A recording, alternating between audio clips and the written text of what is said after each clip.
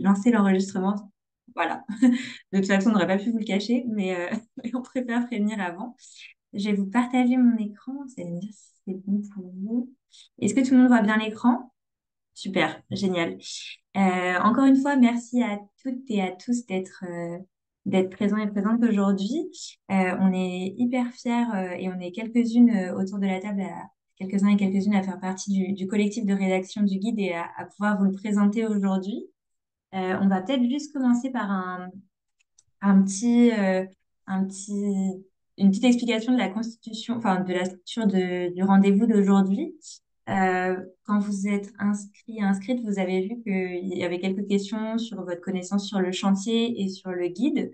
Il me semble qu'une majorité d'entre vous ont pris le temps de le lire, mais bon, pour celles et ceux qui ne l'ont pas fait, on prendra le temps de débriefer un petit peu.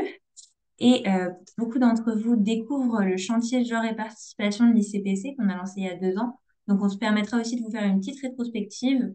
Comme ça, tout le monde repartira avec la même base pour les échanges à la suite et les personnes qui n'auront pas eu le temps de lire le guide précédemment seront piquées de curiosité pour foncer le lire pendant tout le reste de leur après-midi.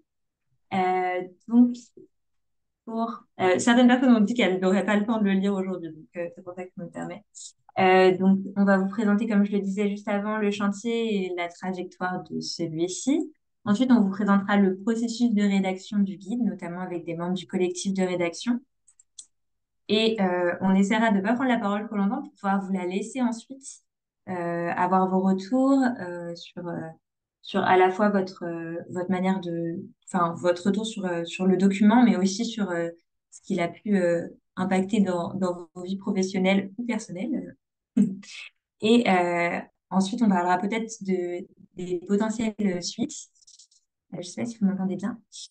Et de vos attentes pour ces suites-là. Voilà. Alors, euh, je vais commencer. Je vois que ça bug un peu, mais vous m'entendez bien? Ouais, ok, super. Je vais continuer à prendre la parole, mais je la laisserai par la suite. Je vais vous présenter la trajectoire du chantier genre et participation, qui est un chantier qui a 2 ans maintenant. On a lancé le chantier, j'étais pas encore arrivée à l'ICPC personnellement, mais on l'a lancé avec Audrey autour de la table et Pierre-Yves qui est notre délégué général qui passe la place à Sylvie juste après, mais qui était déjà en place. On l'a lancé avec un webinaire d'ouverture en novembre 2021 qui nous a permis un peu de défricher le sujet, de savoir quelles étaient les pistes de travail et de nous sensibiliser un peu à la question et aux multiples perspectives qu'elle ouvrait. En 2000, oula. En 2022, on a proposé aux groupes locaux de l'ICPC, qui sont un peu partout en France, de s'emparer du sujet. Et on a notamment eu plusieurs ancrages avec un théâtre forum à Montpellier, que vous avez retrouvé dans le guide d'ailleurs. La scène est présente dans le guide et les comptes rendus également. Et on a également eu un retour d'expérience à Rezé sur une promenade avec un groupe de femmes qui se nomme ainsi. Et donc, c'était le groupe local ICPC 44 qui portait cette expérience.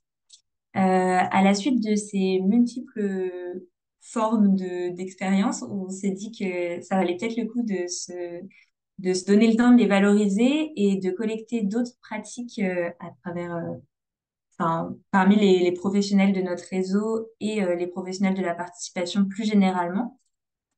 On a eu plusieurs ateliers d'échange de pratiques et un webinaire thématique sur la question de la non-mixité et de la mixité choisie. Vous avez aussi le compte rendu dans le guide qui retrace assez bien le chantier, comme vous avez pu le voir. On a eu des ateliers de collecte spécifiques pour le guide pendant les rencontres européennes de la participation. On vous a peut-être croisé. Et ensuite, on s'est lancé dans la rédaction, mais je laisserai Jessica ensuite raconter plus en détail comment on s'est constitué au sein du collectif. Et enfin, voilà, il y a un mois, le 7 mars dernier, on a publié notre guide et aujourd'hui, c'est le premier temps de discussion autour de celui-ci à un mois de sa publication. Jessica, je te laisse prendre la main. Je peux peut-être afficher les... Ah, ton micro est coupé. Merci Tu dois. Louise. Bonjour à toutes et à tous. Donc, juste quelques mots sur le fonctionnement de ce collectif. C'est une vingtaine de personnes qui composent ce collectif de praticiens, praticiennes et ou spécialistes des questions de genre, de participation, d'écriture aussi, d'urbanisme ou de lutte contre la discrimination.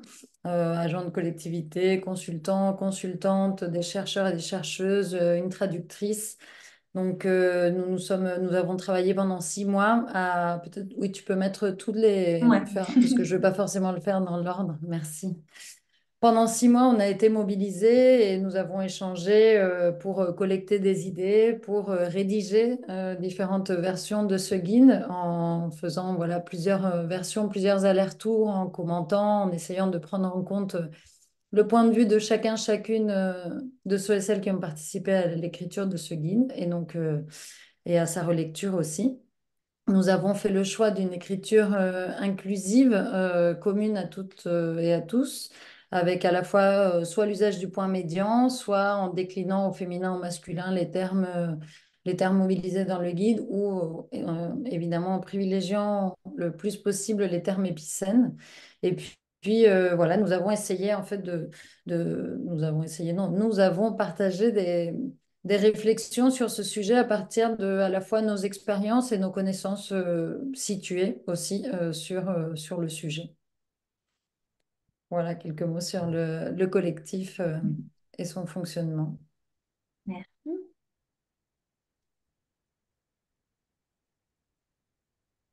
Alors, Instant sur... Ouais, ouais, je je peux les commencer. affiche toutes. Ouais. Super. Pour quelques mots sur le guide, en fait, voilà, qui est un produit. Louise l'a dit, le chantier a démarré en 2021 avec l'idée, à un moment donné, de capitaliser sur l'échange de pratiques, les échanges de pratiques qui étaient très, très riches. Et le guide tel qu'il a été conçu, c'est vraiment dans l'esprit de l'ICBC, c'est-à-dire en aucun cas normatif. En aucun cas, l'idée, c'est de normaliser des pratiques, mais bien de partager, alors à la fois les constats, les réflexions, les questionnements, mais également des trucs et astuces.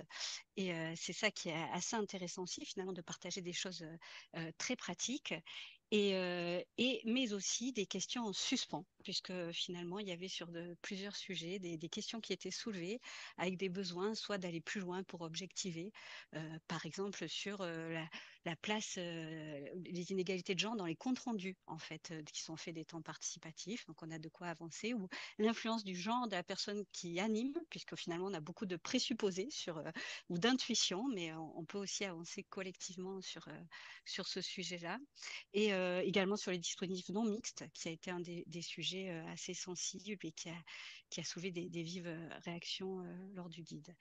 Le guide est composé à chaque fois sur chaque fiche, il y aura 4 entrées, réflexions, trucs et astuces pour aller plus loin des ressources et des questions en suspens. Donc voilà pour cette diapo. Pour la suivante, c'était de dire quelques mots sur les fiches et les thématiques traitées. Donc là aussi, en fait, il y avait un matériel, en fait, une matière vraiment très riche qu'il a fallu organiser dans le guide. Alors la première fiche est venue assez naturellement, puisque un des premiers constats, c'était les déséquilibres dans les prises de parole en réunion, en situation. Donc ça a donné lieu à une fiche qui partage des trucs et astuces finalement pour traiter ces inégalités. Et ce qui a été très riche dans le chantier, c'est qu'on voit la variété de ce qui peut être fait pour travailler sur ces déséquilibres, puis imposer des quotas, mais également tout simplement à laisser plus de silence ou encore limiter les temps de parole. Voilà, et à nouveau, sans perspective normative, mais bien de partager la variété des outils possibles et avoir un échange réflexif sur ces outils. Les autres thématiques, vous le voyez sur le diaporama. La seconde, alors un espace pour tous et toutes, ça là est vraiment né, est né en particulier de différents constats de l'influence du format de participation, mais vraiment dans sa matérialité. Donc le lieu où on se réunit, l'horaire où on se réunit, mais même dans les conditions même d'échange. Et en ça, les séances de théâtre forum ont été très riches pour partager des réflexions, des constats sur l'occupation inégale de l'espace ou le caractère genré de l'occupation de l'espace et des gestes que l'on se permet ou pas. Moi, j'avoue qu'à titre personnel, ça a été quelque chose d'assez riche, et y compris dans le travail sur les pratiques, comment on travaille sur cette occupation genrée de l'espace, des scènes, des espaces ou des gestes que l'on s'autorise ou non dans les temps participatifs. Je vais aller plus vite sur les autres pour laisser de l'espace, justement. Donc ensuite, la troisième fiche a été centrée sur la posture de l'animateur, de l'animatrice. Donc là, évidemment, le rôle des animateurs et des animatrices est important, avec le constat de différentes postures et possibilités de posture ou d'alliance dans l'animation. Également, la question de l'usage des mots, des images pour la communication, voilà, qui est un sujet qui peut paraître assez classique et sur lesquels il y a eu de la réflexivité, mais pour lesquels les fiches capitalisent avec différents exemples. Également, la question d'exclure pour inclure. Alors, qu'est-ce que ça signifie? On va là vers toute une réflexion sur les dispositifs non mixtes, qui, comme je disais peut-être précédemment, ça a été un des sujets où il y a eu beaucoup de réactions lors du chantier, mais également des partages d'expériences très riches pour vraiment sur les pratiques, sur l'usage des dispositifs non mixtes et de leur accueil. Enfin, la dernière fiche portait sur un sujet qui s'est montré dans le chantier comme ayant des spécificités, la participation numérique, où là, encore, on a pu identifier des spécificités et ça a donné lieu à une fiche. Alors, ce n'est pas exhaustif, ces fiches, et d'où l'intérêt aussi aujourd'hui d'avoir les retours et de voir comment poursuivre sur ce sujet tous ensemble. Merci. Merci Audrey. Voilà, on clôture cette partie un peu de présentation pour vous laisser plus la parole et pour, après la magnifique ouverture d'Audrey, voilà, on vous invite à nous faire vos retours. Si vous avez peut-être des questions pour commencer, pour information, il y a Estelle et Gaëlle qui prennent des notes. Vous pouvez donc participer à l'oral. Il y a aussi possibilité de participer dans le chat. Pierre-Yves et Sylvie en seront l'écho. Et je laisse Jessica nous apporter quelques règles pour ce temps de parole de groupe. Oui, merci. Pas vraiment des règles, mais juste vous inviter à vous présenter avant de prendre la parole et puis veiller, que l'on veille chacun et chacune au temps de parole aussi et à ce qu'elle puisse, pour qu'elle puisse circuler le plus possible. Voilà. Merci. Et donc, la parole est à vous. Si vous avez des questions, n'hésitez pas à lever la main. Comme ça, on vous donne la parole sans qu'il y ait de coupure entre chacun et chacune.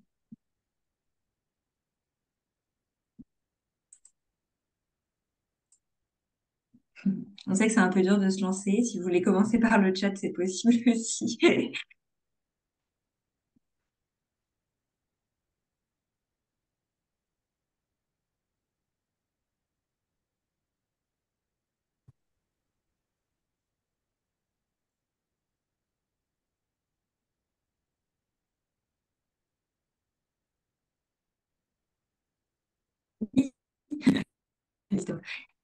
Je vous laisse ouvrir votre micro, Thomas.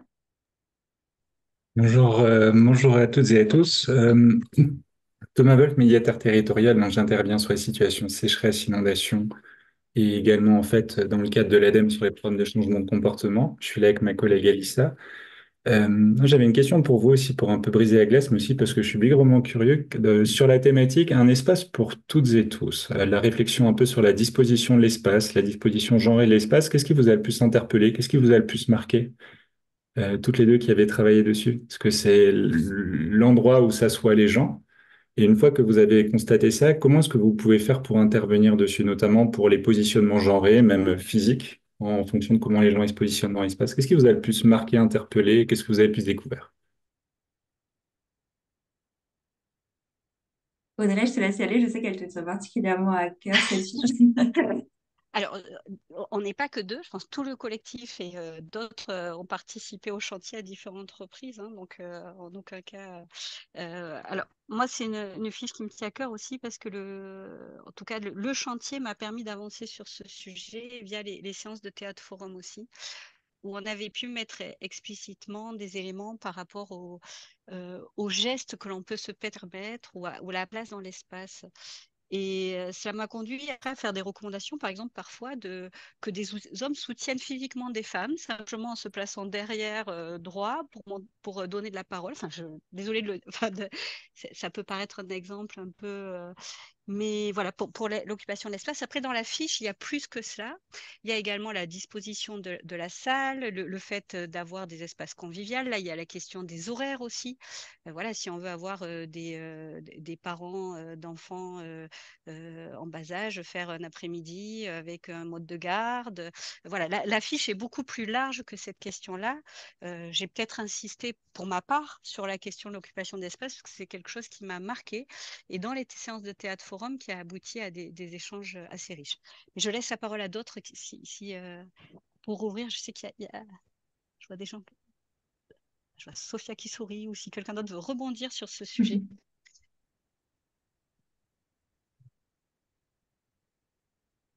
Je peux Merci continuer Audrey. sinon, mais c'est pas l'idée.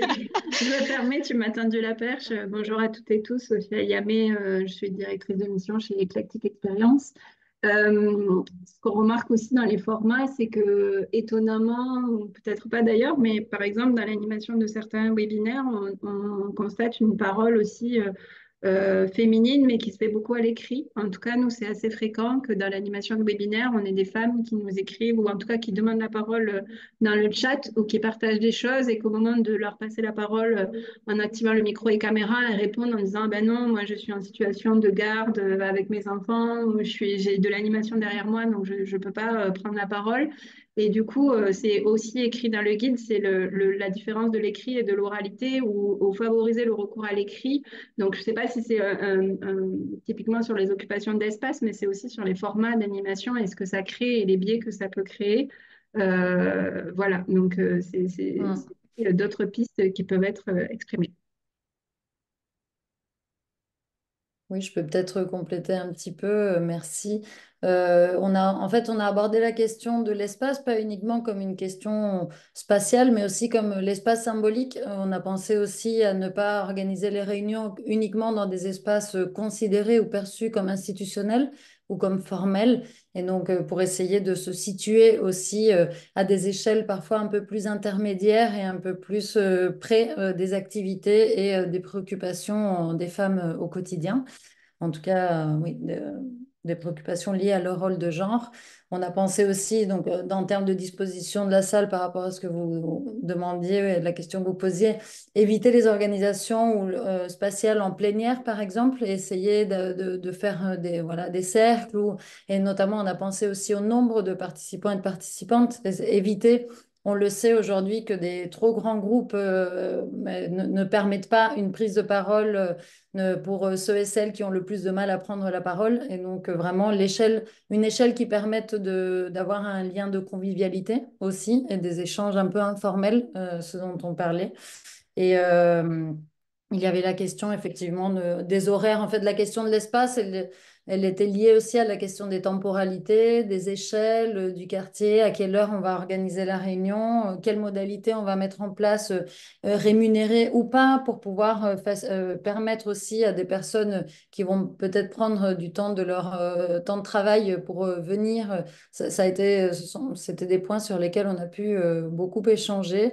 Et comme l'avait dit Audrey aussi, favoriser des modes de garde ou des systèmes qui permettent de concilier ce moment de participation avec d'autres tâches de la vie quotidienne, activités de la vie quotidienne dont on peut parfois difficilement se détacher. J'ajoute un point sans vouloir retracer toute la fiche non plus. Merci Jessica. On se disait aussi que si jamais la plénière était inévitable, ça valait le coup de bien penser la tribune et notamment au regard des questions de genre, son placement, mais aussi le placement des femmes sur la tribune et leur représentation tout court, parce que bon, au-delà de leur place sur la tribune, ça vaut le coup de leur laisser une place sur cette tribune tout court. Donc voilà. Audrey, je vois que tu as la main levée. Et peut-être qu'après l'intervention d'Audrey, on pourra passer à une autre question. N'hésitez pas si vous voulez nous les faire passer dans le chat, à les rédiger dès maintenant ou à lever la main si vous avez des questions qui vous passent par la tête. Oui, oui, c'était un petit complément. C'est vrai que même voilà, où la présence physique d'hôtesse aussi, on s'était dit que ça peut jouer beaucoup. Enfin, on est bien dans l'occupation qui est présente dans l'espace et comment on arrive dans un lieu. Mais là, c'était juste pour revenir aux questions en suspens, en fait. Et on voit immédiatement, quand on part de ces premiers constats de partager, sur le fait de se dire, ah, ben, on va vers des espaces où peut-être les femmes seraient plus à l'aise pour prendre la parole, mais ça veut dire qu'au fond, elles ne sont pas présentes dans l'espace public, dans les réunions publiques. Donc, comment on articule ces espaces? Voilà. Donc, vous voyez, c'est ce qui est intéressant dans le chantier, et n'hésitez pas à rebondir, et là où on peut encore avancer dans les fiches, c'est-à-dire que c'est ben, comment on articule ces temps-là? Est-ce que ça veut dire c'est des temps passerelles et voilà, ça ouvre à chaque fois de nouvelles questions aussi. L'avantage de partager ces pratiques fait que on voit aussi certaines limites que l'on identifie. Ça ouvre de nouvelles questions. Merci.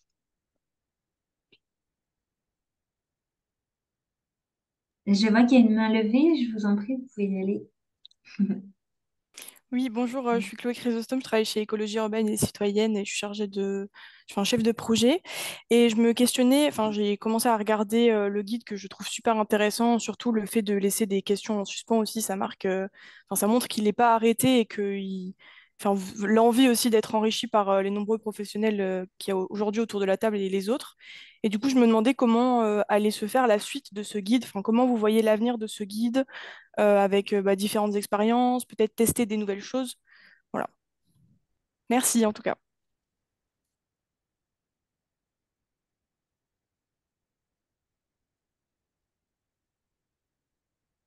Merci pour la question. En effet, on a pour volonté que ce guide évolue et ou qu'il soit complété par des nouvelles fiches. On n'a pas de calendrier à court terme parce que bah, ça a été un travail quand même assez colossal et du coup, on aimerait laisser au collectif de rédaction un peu de respiration et potentiellement qu'il soit enrichi, remplacé. Enfin, l'objectif, c'est que ce soit un travail en mouvement.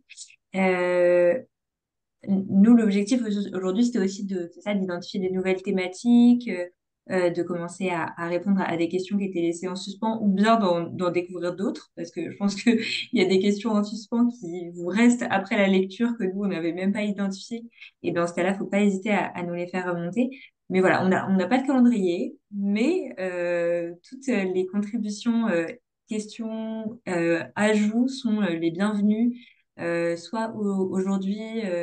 Dans le chat ou à l'oral, soit parce que voilà, comme je vous le disais au départ, on prend des notes sur tout, soit par la suite, on vous laissera les contacts dans le chat. Je vais vous laisser mon mail et puis moi je relayerai au guide les contributions de chacun chacune. Enfin au collectif les contributions de chacun chacune.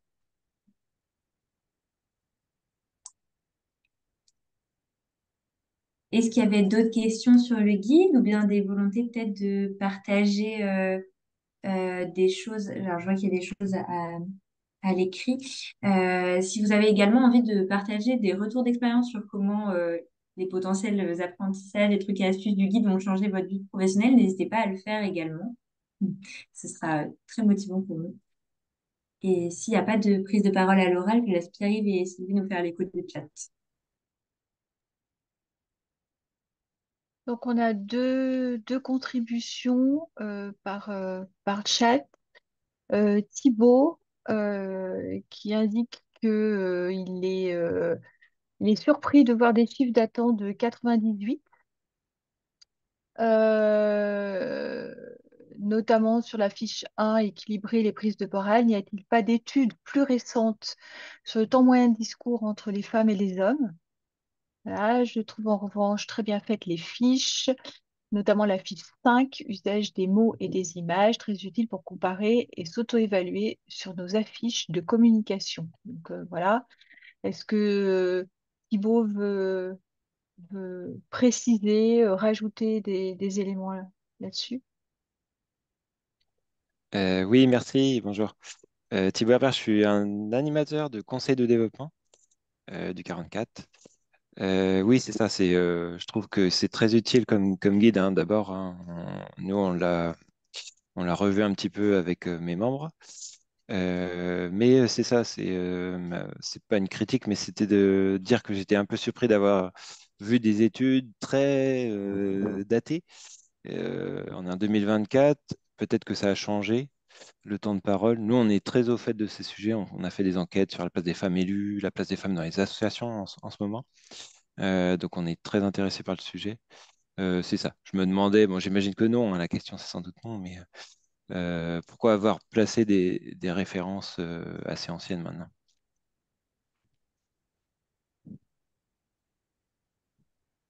Je voyais que Sophia, tu avais levé la main aussi, mais je vais peut-être répondre à la question de Thibaut d'abord.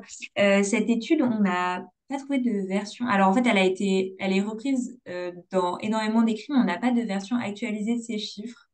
Volonté peut-être de notre part de rajouter de l'objectivation. Et en fait, c'est un truc auquel on s'est confronté très souvent, de vouloir objectiver nos ressentis, des choses qui ressortaient pour l'ensemble d'entre nous. Et en fait, on avait peu de chiffres à mettre en face parce qu'il y a peu de chiffres qui existent sur cette question-là, du moins sur les réunions participatives, sur la répartition des temps de parole. Euh, Peut-être qu'on n'a pas assez cherché, mais enfin, en tout cas, on y a passé du temps à essayer d'actualiser ces chiffres de 98 et on n'est pas tombé sur des études plus récentes et c'est celle-ci qui est citée encore beaucoup. Euh, donc voilà, on a une volonté d'objectiver par la suite nos ressentis. Et d'ailleurs, si vous avez des chiffres, enfin, vous disiez que vous avez travaillé sur la place des femmes élues et la place des femmes dans les associations. Nous, on est très preneurs et preneuses de documentation à ce sujet, d'autant plus si elles sont objectivées et chiffrées. Et Audrey, je te laisse compléter. Oui, je veux bien compléter sur ce point. C'est une vraie question qui était depuis le début. Compris à un moment, on s'est dit on va faire un thermomètre en fait, voilà, pour capitaliser sur les chiffres de. Et en fait, c'est pas si simple. Et on s'est rendu compte surtout que l'indicateur par exemple, du nombre de prises de parole ou du nombre de participants n'était pas un bon indicateur. Cela d'autant plus que selon les thématiques, en fait, il y a soit beaucoup plus d'hommes, soit beaucoup plus de femmes. Allez, une réunion sur des sujets scolaires ou sur les crèches, la petite enfance, vous aurez dans la salle beaucoup plus de femmes. Allez sur une réunion sur un sujet technique, potentiellement, vous aurez plus d'hommes.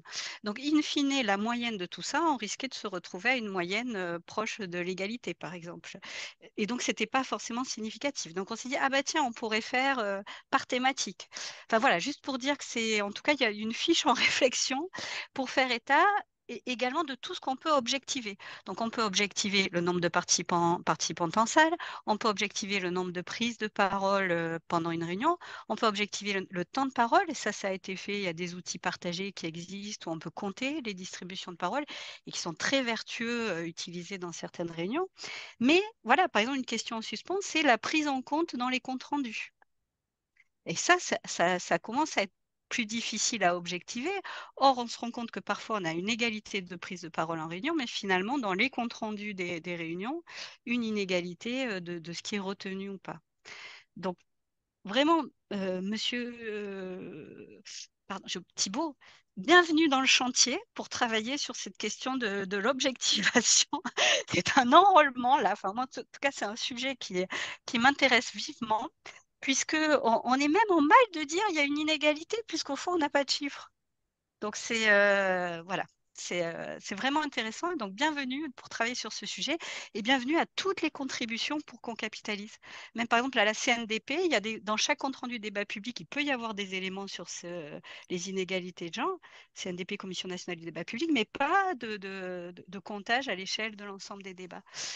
Donc voilà, bienvenue et moi en tout cas partante pour continuer à travailler et à faire une fiche peut-être pour dans un an si on doit se fixer une échéance avec ceux et celles qui souhaiteraient travailler sur ce sujet. Merci. Sophia, tu levais la main précédemment. Oui, merci Louise. Effectivement, c'était pour rebondir sur la question des suites, pour demander si par exemple il était prévu de présenter le guide, et je pense à la CNDP dont Audrey vient de parler. Je sais que Sylvie est membre est membre du groupe de travail, hein, donc elle est particulièrement impliquée, mais est-ce qu'il est prévu une présentation un petit peu plus formelle? Et pour rebondir aussi, du coup, j'en profite tant que j'ai la parole, Louise, aux questions que tu soulevais sur les questions de retour d'expérience. C'est intéressant ce que disait Audrey sur le choix des intervenants et des intervenantes, c'est quelque chose qu'on peut constater dans les pratiques, à quel point il est encore difficile de poser un principe, si ce n'est d'égalité malheureusement, mais un principe d'avoir une représentation de femmes dans les intervenants et intervenantes aux réunions publiques en tant qu'experts ou expertes, alors même que dans les services concernés au sein des maîtrises d'ouvrage, elles sont très présentes. Donc ça pose une vraie question aussi de la représentation au-delà des participants et des participantes au dispositif. Si en face on a un panel d'intervenants masculins, ça pose toujours la question effectivement de la place des femmes aussi dans l'expertise et dans les niveaux de technicité, alors qu'il existe des initiatives comme les expertes qui recensent tout un tas d'expertes femmes sur plein de sujets et dans lesquels on pourrait tout simplement aller chercher des contacts. Et enfin, le dernier point, c'est sur l'écriture inclusive, parce que je voyais le sujet dans le chat. Pour animer les réseaux de la CNDP a fait le choix, par exemple, de la communication sans stéréotype de genre. Donc, c'est ce que vous disiez, hein, que vous avez aussi choisi pour le guide, avec le choix du doublement, par exemple, et de certains mots comme personne, etc. Mais c'est vrai que sur l'écriture inclusive, on constate encore de très, très fortes critiques. Et d'ailleurs, c'est l'un des sujets qui fait l'objet de le plus de critiques extrêmement négatives de la part des personnes en ligne. Et c'est un sujet encore extrêmement clivant. Voilà, des fois, il y a des gens qui disent bah, on refuse de débattre tant que je parlerai en écriture inclusive et tant que vous utiliserez l'écriture inclusive dans vos communications. Donc, on voit bien que c'est un sujet, voilà, pour rebondir sur la question de Clémentine dans le chat, que c'est un sujet qui est encore extrêmement clivant. Voilà, c'était un petit peu en vrac les différents points que je voulais partager.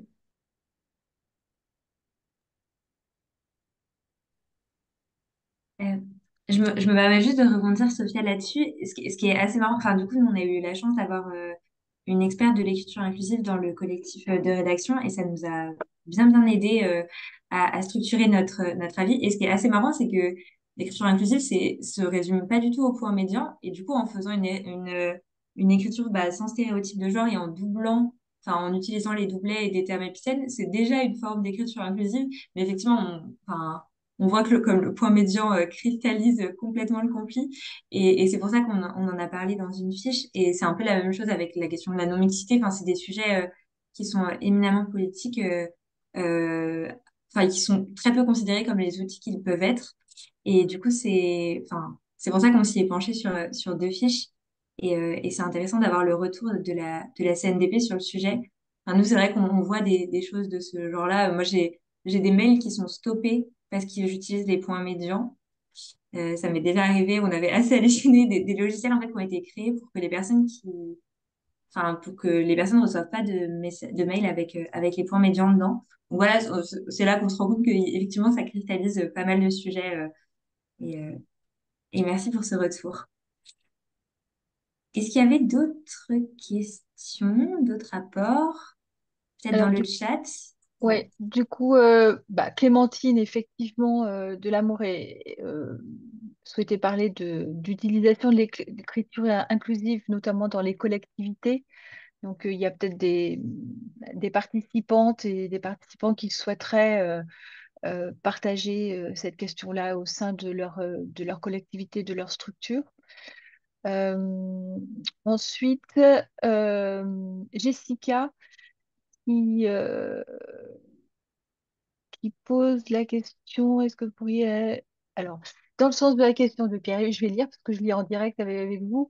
Donc, il y a d'abord Charlotte, avant Jessica.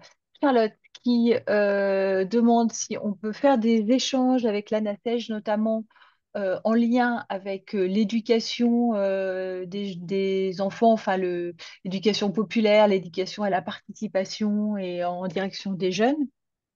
Voilà. Et Pierre-Yves qui a été relayé par Jessica. Donc, je te laisse peut-être, Pierre-Yves, la parole.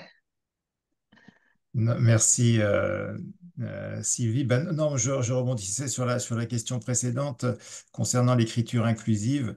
Euh, est-ce que peut-être c'est vous les participants qui pourriez nous dire est-ce que c'est un sujet dans vos organisations respectives, hein, dans les collectivités territoriales, dans les entreprises, dans les collectifs de travail, dans les associations? Est-ce que la question de l'écriture inclusive et plus largement d'ailleurs, hein, comme dit Jessica, ces questions d'égalité de genre, ça fait l'objet de discussions, ou bien c'est quelque chose qui est un petit peu, voilà, que c'est laissé au libre arbitre de chacun, je dirais, à la liberté de chacun.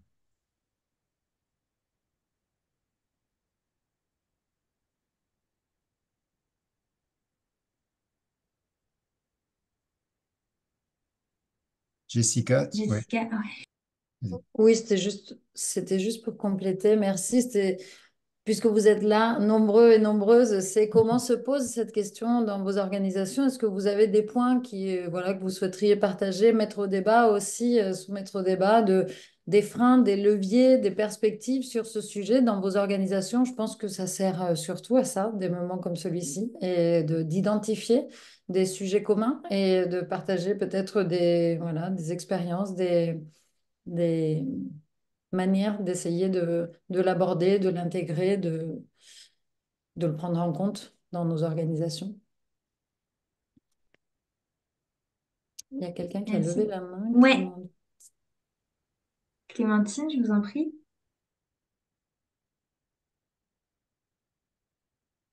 On vous entend pas. Je ne sais pas si vous avez ouvert le micro.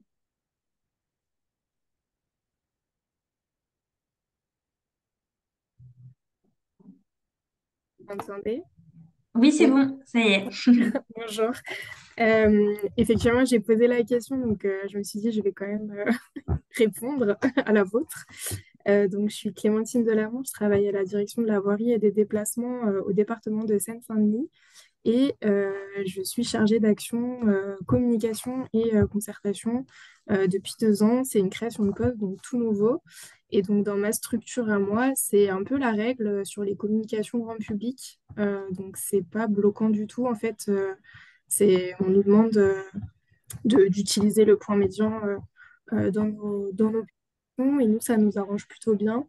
Ça évite d'alourdir nos communications, notamment quand on parle d'habitants, d'usagers, d'habitantes et d'usagères. Enfin, ça permet quand même de gagner des mots, phrases plutôt précieuses parce qu'on dit beaucoup de choses généralement. Donc voilà, il n'y a pas vraiment de débat chez moi, mais je sais que bah, déjà, on intervient avec les... Donc, dans toutes les communes, c'est pas forcément la même chose à l'échelle du département. Et je vois aussi dans les publications des autres collectivités que c'est pas forcément toujours utilisé, parfois un peu, parfois pas tout le temps. Donc voilà, je me permettais la question. Et en plus de ça, dans la fiche, donc c'est la fiche numéro 5 je crois, il y avait quand même ce sujet-là qui était un petit peu abordé, où on sent que bah, c'est quelque chose qui est en train de se développer, mais qui n'est pas forcément, on va dire, mobilisé tout le temps. Donc voilà. merci. Nathan, je vous en prie. Vous avez levé la main aussi. Oui, bonjour, on m'entend? Oui, On c'est m'entend bien? bon. Oui, bonjour, je suis du coup Nathan Dupont, qui est chargé de mission à la CNDP au pôle débat et concertation. Moi, je viens tout juste d'arriver, donc c'est un petit peu compliqué d'avoir un retour d'expérience vraiment, mais en tout cas, de ce que je sais, au sein de la CNDP, on a adhéré à une convention d'engagement publiée par le Conseil de l'égalité homme-femme, donc qui, sur tout ce qui est enfin, nous on parle de communication, communication et d'écriture non discriminante, voilà, et je sais qu'en interne on l'utilise et ça n'a pas, enfin, moi de ce que j'ai vu, je sais qu'on on l'utilise tous et toutes et ça n'a pas, enfin, en tout cas c'est devenu assez commun.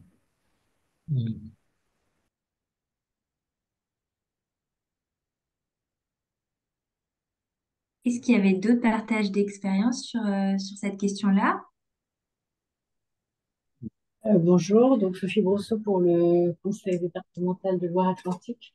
Alors nous, on avait depuis déjà la dernière, pas ce mandat-ci, mais le mandat précédent, vraiment un engagement du président donc au plus haut niveau à ce qu'il y ait écriture inclusive dans tous nos écrits. Donc, on a été formé, il y a un service qui soutient cette politique-là.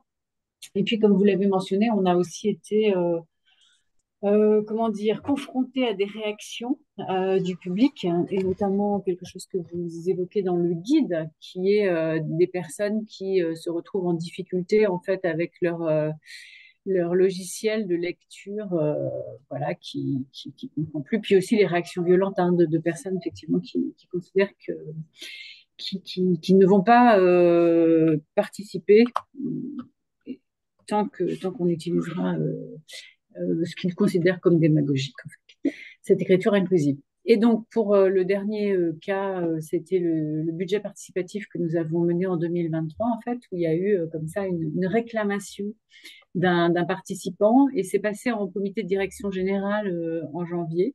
Et donc, au plus haut niveau, ça a été étudié.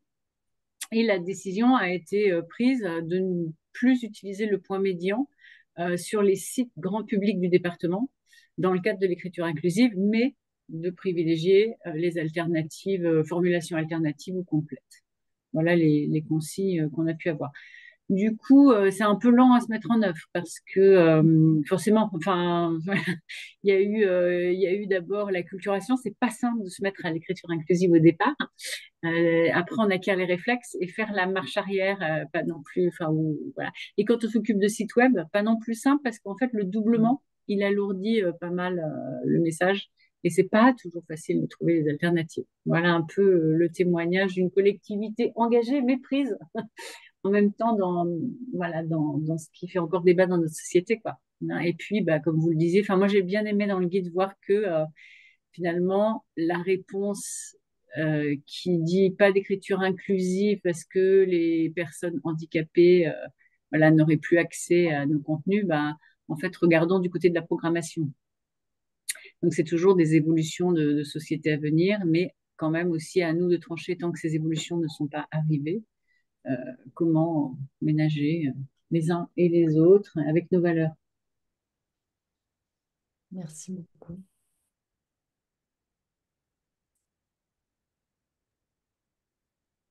Merci. Et Sylvie posait une question peut-être un peu en rebond, Sophie. C'était, est-ce que du coup, au moment où vous êtes passé à l'écriture inclusive, vous avez eu des formations en interne sur cette question-là?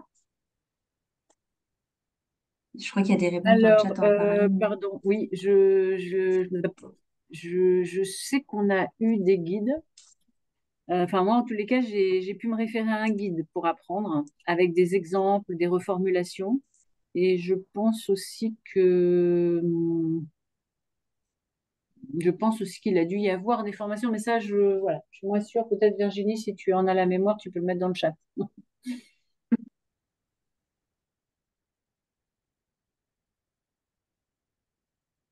Super. Thomas, je voyais que vous leviez la main précédemment. C'était de vous raconter un petit peu une doctrine orale qui en fait s'est propagée au sein de l'ADEME. En fait, c'est aussi apparu dans plusieurs opérateurs de l'État.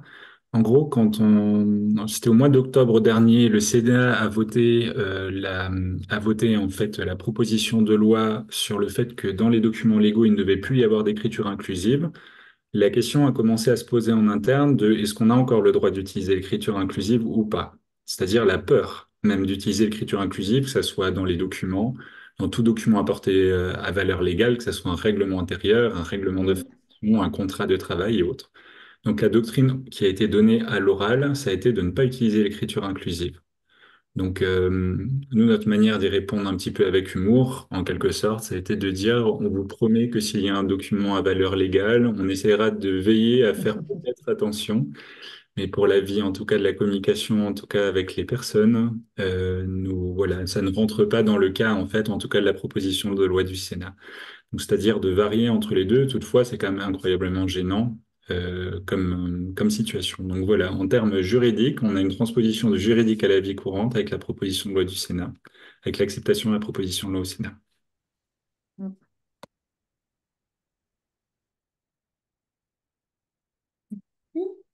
Je vois qu'il y a plein de contributions dans le chat. Peut-être qu'on peut passer à s'il y a des interrogations sur un autre sujet et puis garder un peu cette discussion sur l'écriture inclusive à l'écrit, même si elle passionne pas mal de monde.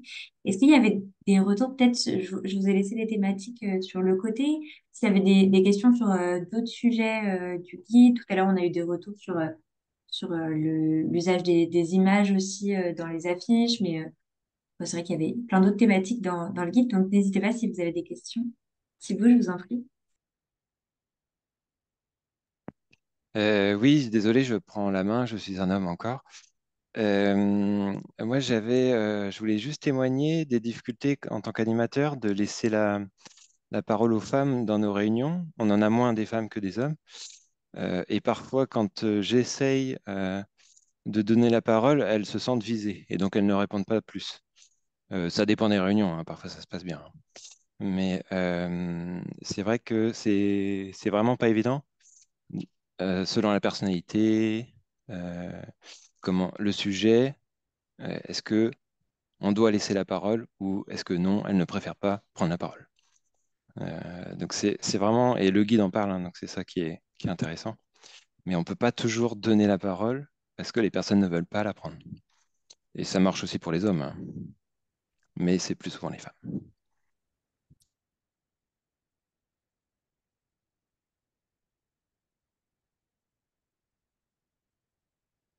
Oui, Jessica, Juste pour peut-être aller un peu plus loin et lancer un peu différemment cette question aussi, c'est est-ce que vous utilisez d'autres moyens que la prise de parole directe, en fait, dans l'animation de vos réunions? Moi, je sais que, donc, moi, on ne s'est pas tous toutes présentées, je suis sociologue.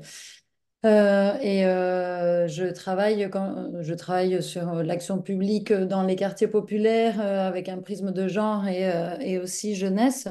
L'action publique aller-retour du côté des organisations et des habitants. Et quand on travaille avec des catégories de la population qui sont un peu éloignées de ces dispositifs, mais on développe aussi des méthodes pour essayer de favoriser une prise de parole qui passe par d'autres codes que voilà, cette prise de parole un peu immédiate en public.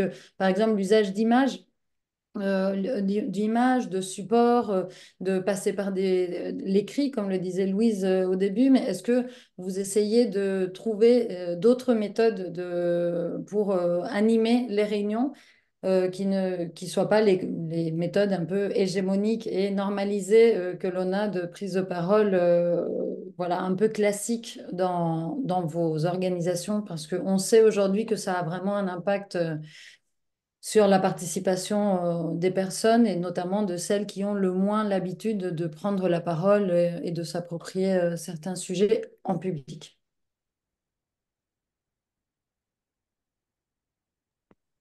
Oui, oui, c'est ça. Oui. Je pense qu'il faut essayer de varier selon l'objectif qu'on a. Ouais. Mais il faut identifier son public. Ouais. Mm.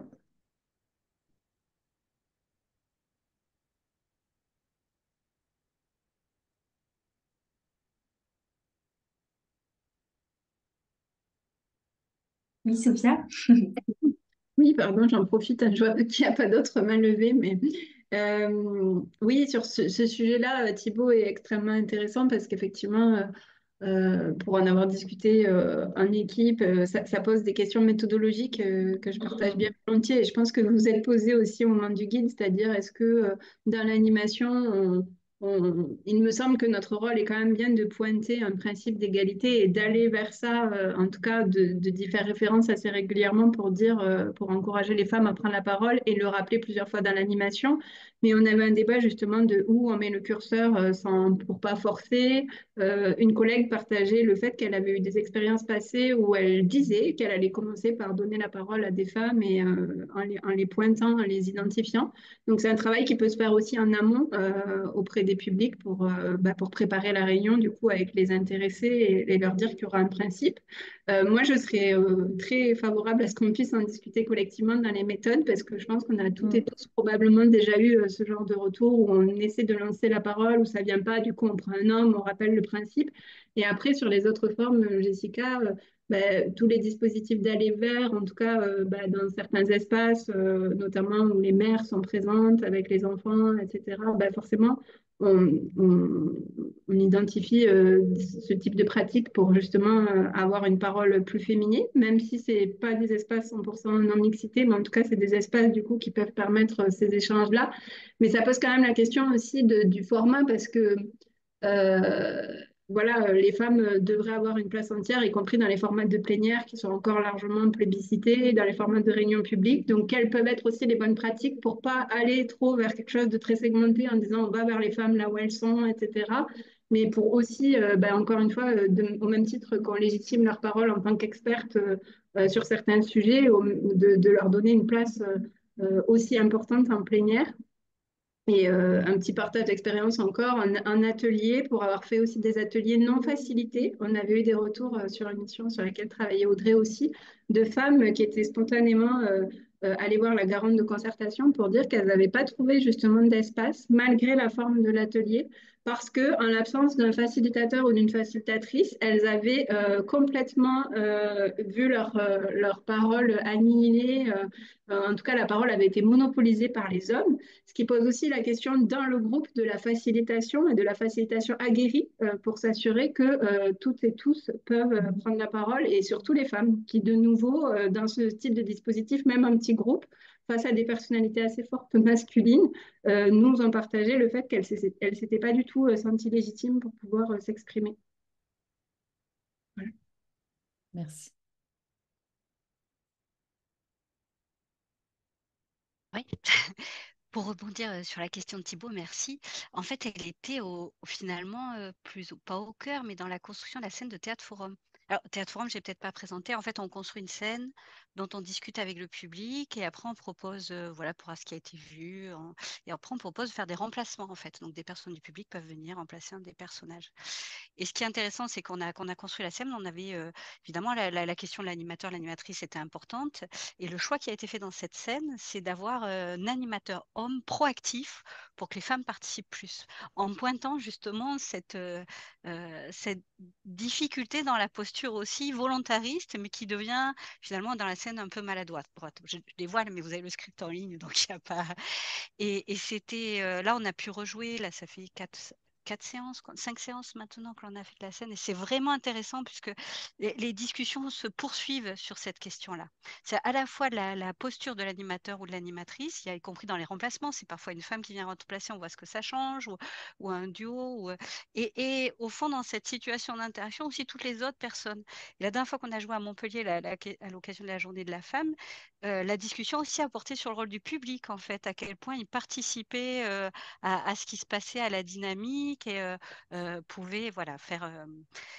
Donc c'est assez intéressant puisque la scène de Théâtre Forum reste sur une réunion publique. Donc juste par rapport à ce que pointait Jessica, et entièrement d'accord de varier les formats, mais au fond le format réunion publique est aussi important puisque c'est un temps fort des temps participatifs pour restituer. Et la manière d'animer, d'impliquer dans ces moments-là est cruciale. Voilà. Donc, on pourra continuer à nourrir les fiches des autres séances de Théâtre Forum, juste pour dire que cette question-là était vraiment au cœur, en tout cas, des échanges, et à quel point on peut être proactif ou pas, à la limite, jusqu'à devenir soit maladroit, en fait, ou maladroite, et que ce soit auprès des intervenants ou des intervenantes, ou voilà, on peut vraiment pousser des femmes intervenantes, mais venez, venez, je veux absolument une femme en tribune. Euh, merci, voilà. À poursuivre, en tout cas, les échanges sur ce sujet. Je vois une main levée, donc j'arrête. Oui, sans prie. Laurette, je vous en prie, vous aviez levé la main. Oui, bonjour. Alors, moi, je suis référente communale au Conseil de développement citoyen ici à Perpignan Méditerranée Métropole. Je voulais intervenir pour encourager Thibault notamment pour persévérer en ce sens d'insister pour faire participer les femmes, même si bon au début elles le prennent un peu comme ça. Et puis après bon.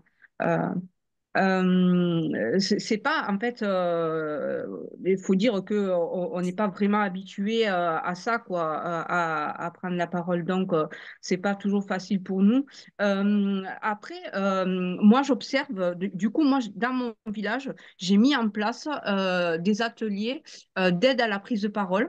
C'est gratuit et justement enfin j'aimerais bien que ce genre de choses se multiplient parce que j'avais observé que en fait, c'est quelque chose de payant maintenant, les ateliers d'aide à la prise de parole, alors que chez soi, on n'a pas forcément cette place-là de développer cette compétence-là.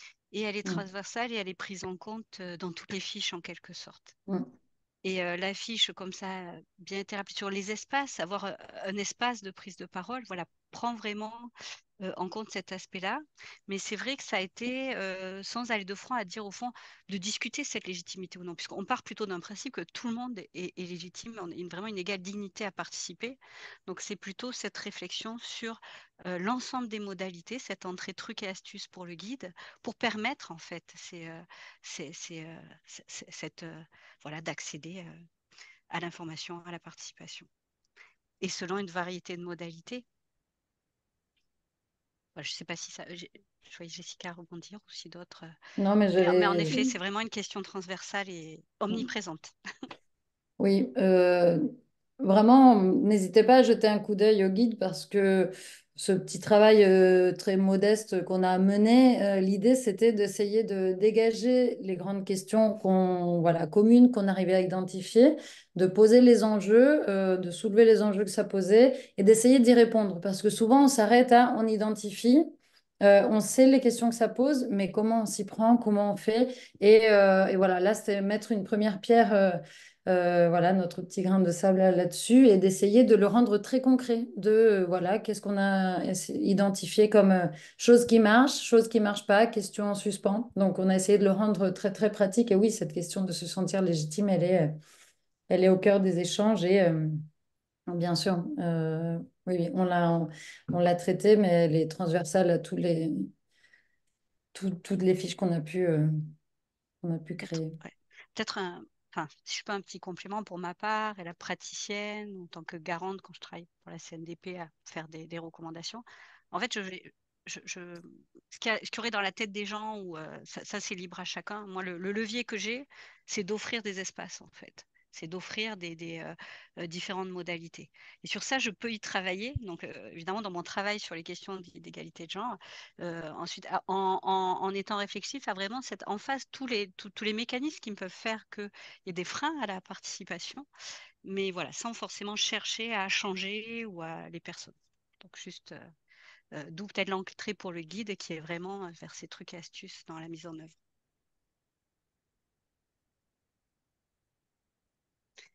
Mais pour l'anecdote, voilà, le jeu n'ose pas, elle n'ose pas, c'était dans la scène de théâtre forum aussi, c'était très présent. Il y a quelqu'un qui l'a vu. Oui, Oui. Oui. Comment on peut se procurer le guide, s'il vous plaît, du coup? Ah, voilà. On va vous envoyer le lien tout de suite dans le chat. oui, Ok, carrément. super, merci. Alors, pendant que J'en- Louise met le guide sur le chat pour repartage, et c'est bien normal, il y a une autre Louise qui s'appelle Louise Collet, qui fait une proposition, comment faire venir des hommes sur des sujets dits féminins. Lors d'une consultation sur l'école dans la ville de 26 000 habitants où je travaillais, nous avons eu 90% de réponses de femmes. Ce fait semble très courant sur les sujets en lien avec la petite enfance. Où est-ce que j'en étais? Avec la petite enfance ou l'éducation. Et je pense que dégenrer les sujets en allant chercher des hommes peut aussi être une opportunité pour ouvrir la question du genre et de la participation. Est-ce que Louise veut préciser, rajouter des choses? Est-ce que vous avez envie d'intervenir là-dessus? Un autre prisme. Elle a un souci technique.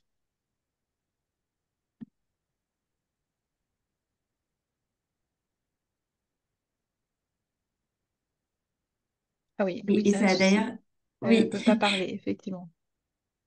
elle a d'ailleurs proposé d'en faire une fiche.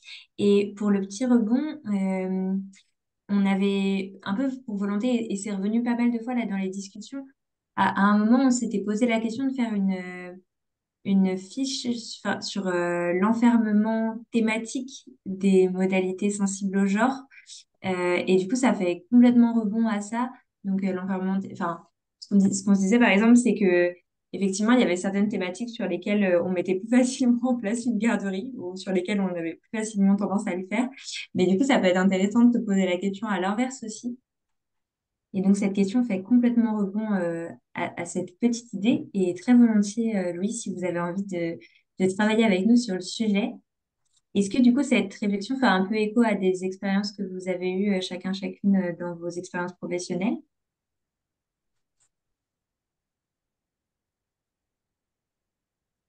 Mhm. Je vois un pouce levé. Et j'ai partagé le guide dans le chat, du coup, pour les personnes qui n'avaient pas réussi à mettre la main dessus encore.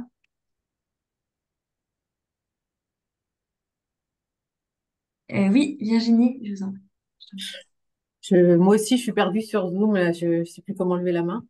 Vous m'entendez? Oui. Oui. Virginie Henrique, département de Loire-Atlantique. Je voulais juste faire un contre-exemple qui nous a étonnés sur le budget participatif. On a beaucoup plus de femmes qui ont participé que d'hommes. Voilà, c'est alors en lien aussi avec les responsabilités des femmes dans les associations et voilà, en tant que porteuses de projets. Mais tout de même, c'est assez étonnant. Et en effet, sur les sujets liés à l'éducation, à la petite enfance, etc., on a eu la même chose.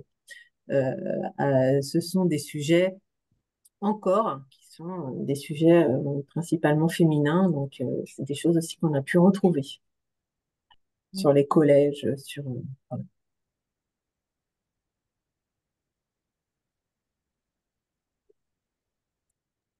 Juste une petite précision, Virginie, quand tu dis que qu'il y avait plus de participation de femmes, c'était en dépositaire de projet ou en votant, votante? Oui, en dépositaire. Oui, oui, oui, oui.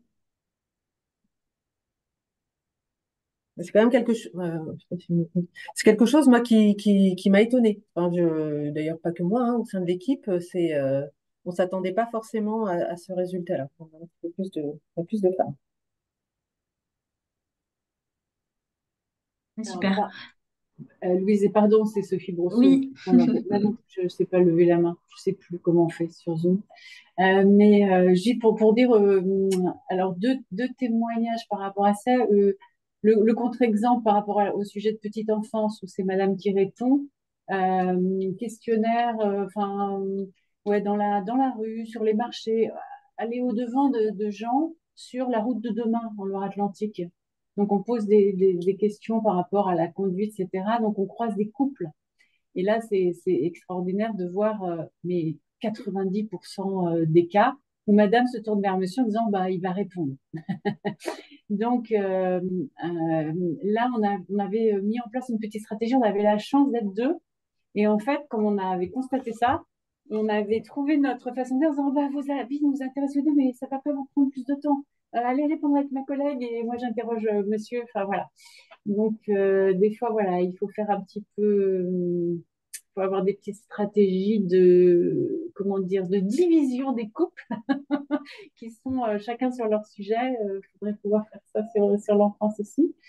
L'autre chose qui me venait à l'esprit en vous écoutant, ouais, dans les groupes qu'on anime avec des hommes et des femmes qui sont invités à prendre la parole, il y a la question bien sûr de la confiance en soi. Il y a la question aussi de supporter la conflictualité. Moi, j'ai remarqué dans le comité citoyen qu'on a animé avec Virginie que finalement, les hommes c'est globalement eux qui ont apporté des sujets conflictuels et ils l'ont apporté sur ce mode-là, sur un mode stress est inadmissible tout de suite, quoi. Et donc les autres hommes répondent et ont un avis, etc. Et on n'entend pas les femmes, sauf l'élu féminine. Mais l'élu qui est donc habitué d'avoir une position dominante, si j'ose dire. Et du coup, il a fallu faire un effort. En fait, et là, je trouve qu'en termes d'animateur, il faut être très présent, mais c'est intéressant de pouvoir dépasser le côté émotionnel du conflit et voilà qui arrive et de pouvoir aller à l'os, j'ai envie de dire, l'essentiel. Donc finalement, qu'est-ce qui se pose comme question là? À quoi on a affaire? Et en reposant les questions, en les dépassionnant, Et donc, en renvoyant la question au groupe en disant, est-ce qu'il y en a d'autres qui veulent s'exprimer? Parce que, est-ce qu'on est bien d'accord que finalement, la question, c'est ça, là, qu'on a à trancher? Et ben, du coup, les femmes rentrent dans le jeu sur un mode plus réfléchi, ou voilà, on peut reprendre la parole si on n'est pas en opposition, en rivalité au fond, alors même que ça ne se posait pas de problème, voire je pense qu'il y avait un certain goût pour ces échanges un peu passionnés entre les hommes. Enfin, c'est mon interprétation. Voilà ce que je voulais vous livrer comme expérience. Je vois que Jessica, vous avez levé la main, mais peut-être Pierre-Yves, en rebond à cette réflexion, parce que ça fait rebond à un autre, je suis désolée, je sais pas, ça fait rebond à un autre chantier de l'ICPC. Peut-être Pierre-Yves parler de l'enquête conflit. Oui, peut-être deux mots, mais c'est une parenthèse à ce moment-là, puisque effectivement l'ICPC mène un chantier de réflexion sur les situations conflictuelles dans les processus de concertation. Et on a mené à ce titre-là une enquête il y a déjà plus d'un an, hein, auprès de nos adhérents et adhérentes pour savoir comment, quand ils animaient, par exemple, ou organisaient ces processus de concertation, ils vivaient la conflictualité. Et en fait, ceux qui ont répondu très majoritairement à cette enquête, ce sont des femmes, pour nous dire qu'ils la vivaient très mal. Donc on s'est dit, est-ce que... Alors voilà, on a un petit nombre, hein, de réponses, donc je ne veux pas en tirer trop de conclusions, mais c'est vrai que ça nous a alerté un peu l'attention. Et on s'est dit, est-ce que quand il y a celles, par exemple, qui disaient qu'elles se font interrompre, qu'elles ne se font pas respecter, etc., qu'elles se font agresser, et donc, on se disait, est-ce qu'il y a dans ces situations-là une dimension aussi genrée ou pas? Alors, on a des témoignages contradictoires, hein. Certains nous disent que les femmes se font moins respecter et d'autres qu'on ose moins leur rentrer dans l'art, si vous me permettez l'expression. Donc, je ne sais pas trop quelle conclusion en tirer, mais effectivement, quand je dirais que les passions s'échauffent un peu dans une discussion, je pense qu'à ce moment-là, les attitudes des uns et des autres ne sont pas les mêmes selon qu'on a en face de soi un homme ou une femme. Sophia, tu souhaites intervenir? Oui, pardon, j'interviens encore, mais c'est vraiment très intéressant ce que vous dites là et je partage tout à fait le témoignage qui a été fait précédemment parce que au-delà de la conflictualité, il y a aussi un jeu de posture, je trouve, avec les hommes qui sont plus enclins à se lever, s'avancer, s'affirmer dans les formats de réunion. Donc ça aussi, ça rejoint les échanges qu'on avait tout à l'heure sur la scénographie aussi de la participation. Et le fait que, bon, c'était quand même des comportements plutôt masculins aussi, le fait d'affirmer ça, donc du coup sur la conflictualité, je partage tout à fait ce qui était dit tout à l'heure, d'encourager ça, et en plus de le porter en termes de posture face à l'animateur ou à l'animatrice. Et par rapport à ce que tu dis, Pierre, je pense qu'il y a quand même un double, un double biais, je ne sais pas comment le nommer comme il faut, mais sur le genre, sur les animatrices et sur l'âge aussi. Parce qu'il y a vraiment un vrai sujet du double standard âge et genre. Bon, malheureusement ou heureusement, en tout cas, les participants et participantes ont aussi un biais d'âge assez certain dans de nombreux formats participatifs. Et du coup, le double fait d'être une femme et d'être une plus jeune femme fait que quand même la façon dont les participants s'expriment, et surtout sur des sujets comme ça, très techniques ou qui peuvent aller très vite dans la conflictualité, ils sont quand même moins enclins à respecter. Et du coup, je trouve que c'est intéressant. Et d'ailleurs, ça y est, dans le guide aussi, les questions d'âge, etc., notamment pour proposer d'aller diversifier la parole. Et c'est des choses qui sont aussi abordées. Mais du coup, il y a un peu la double peine. Et parfois presque la triple peine si on est racisé en plus. Donc, c'est des vrais sujets que vous posez aussi dans le guide et que je trouve absolument passionnantes parce que ça se constate tout à fait aussi sur le terrain et dans l'animation.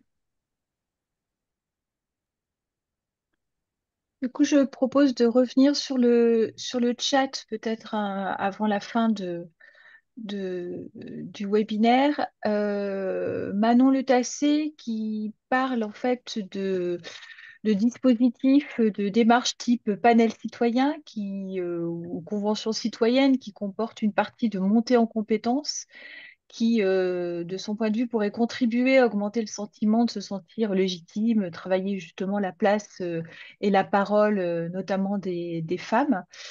Et Martial, derrière, qui indique que sur les conventions citoyennes, ayant lui-même participé à celles sur la fin de vie, la diversité et l'équipe des prises de parole évoluent et s'améliorent énormément au fur et à mesure des dispositifs, donc ce type de dispositif long sur plusieurs sessions avec un vrai processus de montée en compétences et d'acculturation commune. Voilà, est-ce que l'une ou l'autre souhaite intervenir là-dessus ou est-ce que du coup ça peut ouvrir un autre temps de discussion sur ce type de dispositif? Je crois que Martial a Martial. la main levée. Ouais. Bonjour. Alors, j'allais réagir aussi à la prise de parole de Sophia. Martial Breton, je travaille aussi à Eclectic Experience. Peut-être très rapidement sur les expériences de convention citoyenne. Moi, ce que j'ai pu observer en ayant participé à la dernière, c'est vraiment première session, une très grosse majorité de prises de parole masculines, notamment en plénière, quand on est dans des lieux qui peuvent être très imposants, très solennels, très politiques. Et en revanche, dernière session où au contraire, beaucoup plus de personnes, de membres, ont vraiment une facilité à pouvoir prendre la parole, même en hémicycle et même devant toute l'Assemblée. Et enfin, moi, je pense qu'il y a vraiment plusieurs outils qui ont été nécessaires à ça. C'est l'acculturation commune, le fait que tout le monde, au fur et à mesure, s'est senti légitime, compétente et légitime à pouvoir parler du sujet à niveau égal parce que ayant suivi le même processus d'acculturation. Et aussi, évidemment, le cadre d'animation de facilitation qui doit vraiment pouvoir intervenir quand c'est nécessaire pour limiter certaines prises de... Enfin, en tout cas, cadrer certaines prises de parole et au contraire, laisser plus de place à d'autres.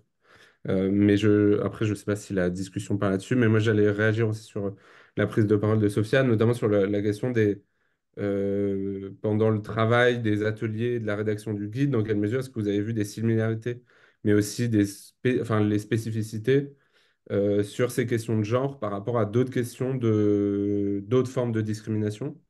Dans quelle mesure, enfin, comment on peut faire des ponts entre les questions de discrimination de genre et les questions de discrimination sur d'autres sujets.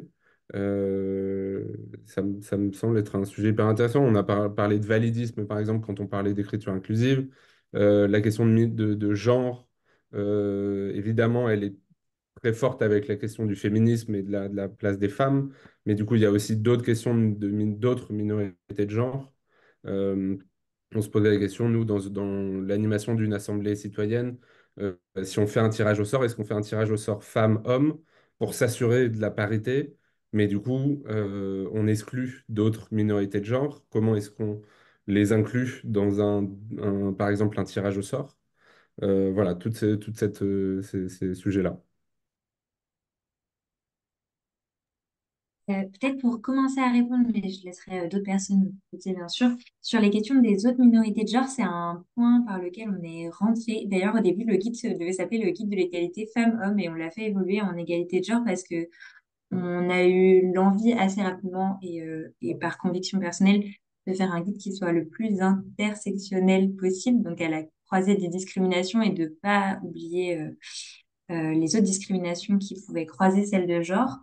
Euh, on- Enfin, notamment la place des minorités de genre dans les tirages au sort, dans les plateformes numériques aussi, parce qu'en fait, généralement, on doit s'identifier en termes de genre dans les plateformes numériques et il n'y a que deux cases.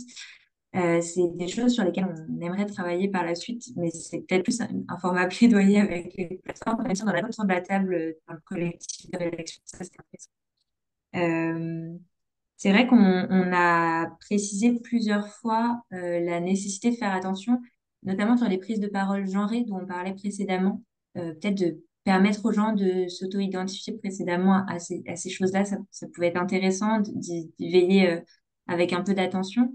C'est aussi, enfin, l'inclusion des minorités de genre, c'est aussi une modalité à penser sur la mixité choisie, et c'est d'ailleurs pour ça qu'on a utilisé le terme de mixité choisie plutôt que non-mixité parce que ça a tendance à être plus inclusif et c'est ce qui est utilisé dans les milieux militants pour faciliter, enfin, pour que les femmes cisgenres se retrouvent pas entre elles et pour laisser la place aux minorités de genre. Donc c'est vrai que c'est une question qu'on a toujours eu un peu dans un coin de la tête lors de la rédaction du guide. Et c'est d'ailleurs un point d'attention qui revient plein de fois. N'étant pas spécialiste du sujet, on a toujours peur de faire une bourde au sein du collectif. Donc voilà, pour la question des minorités de genre. Après, peut-être je peux laisser les autres personnes compléter aussi sur les autres minorités. Mais effectivement, enfin, de se dire aussi qu'au sein même d'un espace non mixte, il pouvait y avoir d'autres mécanismes de discrimination qui pouvaient se mettre en place. Après, il y a, enfin, encore une fois, très difficile d'avoir des données chiffrées sur ces questions-là parce qu'en France, on n'objective rien de tout ça. Donc voilà, je laisse d'autres personnes compléter du collectif de rédaction. Je veux bien rebondir, mais en attrapant la question sous un autre angle, puisqu'en fait, depuis le début du chantier, même avant qu'il soit lancé, il y avait des retours en disant mais pourquoi vous focalisez sur le genre en fait. Et à plusieurs reprises, la question s'est posée, ah ben, on élargit, on parle d'inclusion, de toute, et on ne spécifie pas. Et à chaque fois qu'on s'est reposé la question, que ce soit voilà, en reliant aussi au CA, enfin peut-être d'autres pourront rebondir dans les échanges qu'il y a pu y avoir, on s'est dit, mais en fait, il y a quand même des spécificités aux questions de genre. Et ça nous a conduit à continuer dans le chantier, à rester sur cette thématique, tout en s'interrogeant, comme l'a bien dit Louise, en tenant compte, y compris, vous verrez, dans le guide à plusieurs reprises. Et bien sûr, des modalités qui sont proposées ne sont pas spécifiques aux questions de genre. Voilà, sur la question des espaces, et ça a bien été dit par plusieurs témoignages, le fait de proposer différents espaces pour permettre à toute personne de s'exprimer, de se sentir à l'aise pour s'exprimer, pour explorer avec d'autres des sujets. Donc voilà, c'était juste peut-être ce retour-là que je voulais faire. Et moi, j'arrivais aujourd'hui avec une interrogation de me dire, bon, bah, l'étape d'après, est-ce qu'on dit, allez, c'est bon, on a fait le tour de la question, et puis finalement, on part sur l'inclusif plus large et en fait, je me rends compte qu'il reste des questions assez spécifiques, celle qui est sortie tout à l'heure sur la conflictualité, par exemple, celle qui, donc voilà, moi je vous avoue que j'ai encore envie sur l'objectivation, puisque c'est ça là, c'est une question, ça fait 3 ans que l'on l'avait, et c'est pas si objectivé que ça, en fait, ces inégalités de genre, y compris en tenant compte de la fluidité aujourd'hui sur ces sujets. Donc voilà, mon petit retour peut-être sur l'historique et les suites. En fait, je pars avec ça, mais tout retour différent. Enfin, à ce stade de la réunion, je partirai avec ça. N'hésitez pas à rebondir sur les suites du chantier.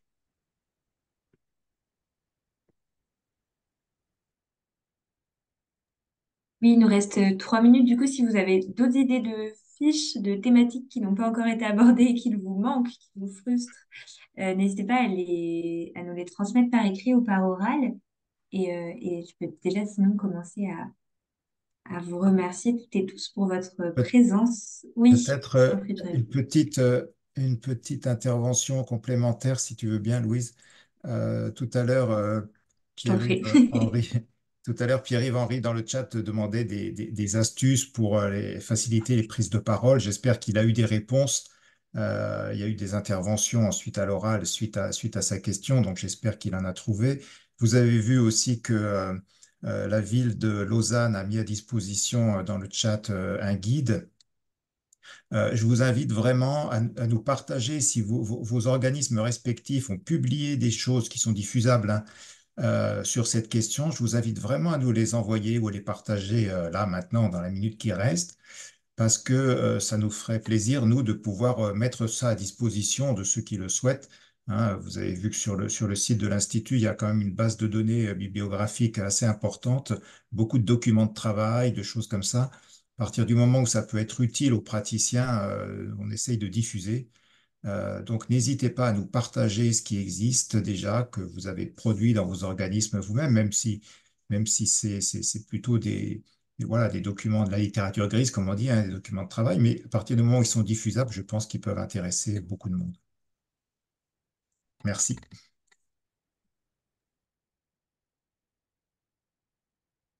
On partagera déjà effectivement les éléments qui ont été mis sur le chat, sauf si vous ne le souhaitez pas.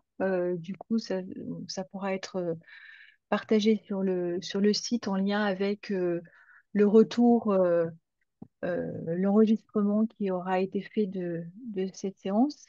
Et puis, effectivement, dans le compte-rendu, on mettra toutes les propositions que vous avez faites. On a noté effectivement comme un certain nombre de sujets, comme effectivement travailler sur, bien sûr, voir si des formats permettent de lever quand même un certain nombre de difficultés, hein, comme les panels, les conventions citoyennes, ça pourrait être tout à fait intéressant, je pense, d'aborder comment ces sujets-là peuvent peuvent lever des problèmes. La question effectivement des recherches et de l'objectivation, effectivement, comme le dit Audrey, certainement ça, il faudra aller là-dessus. Et puis en lien avec un autre sujet sur lequel on est en train de travailler, la conflictualité, les conflits, donc là, il y aura des liens aussi. Et puis bah, les sujets de lutte contre les discriminations plus largement, voilà. Et puis tous vos partages et vos propositions seront les bienvenus. Merci.